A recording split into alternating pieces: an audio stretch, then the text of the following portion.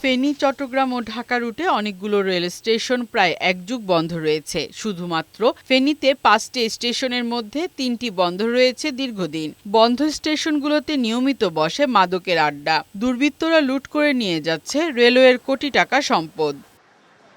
লোকসান ও লোকবল সংকটের অজুহাতে এসব স্টেশন বন্ধ রাখা হয়েছে।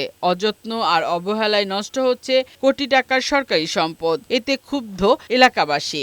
এই ৩টি স্টেশন দীর্ঘ প্রায় বলা যায় ২০ বছরের উপরেই বন্ধ অবস্থায় পড়ে আছে। আসবাবপত্রগুলা সব উদয় হয়ে যাচ্ছে, ভেঙে নিয়ে যাচ্ছে, চুরি হয়ে যাচ্ছে। এইটা সরকারের কোনো তদারকি নেই, রেলওয়ে মন্ত্রণালয়ের কোনো তদারকি নেই।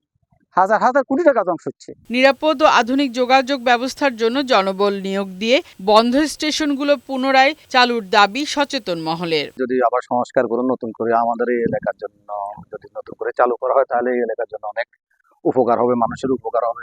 ফেনী রেলওয়ে জংশনের স্টেশন মাস্টার জানান, আর্থিক লোকসান ও জনবল সংকটে স্টেশনগুলো বন্ধ রয়েছে। লোকবল সংকটের কারণে ময়ূরগঞ্জ, কালিদা এবং শস্যদী স্টেশন বন্ধ আছে। সরকার কর্তৃক বা রেল প্রশাসন কর্তৃক লোকবল নিয়োগের পরবর্তীতে উক্ত স্টেশনগুলো পুরো চালু এবং যাত্রী সেবা, জনসাধারণ যাত্রী সেবাটা পাবেন। ফারহানা শিমু, বৈশাখী সংবাদ।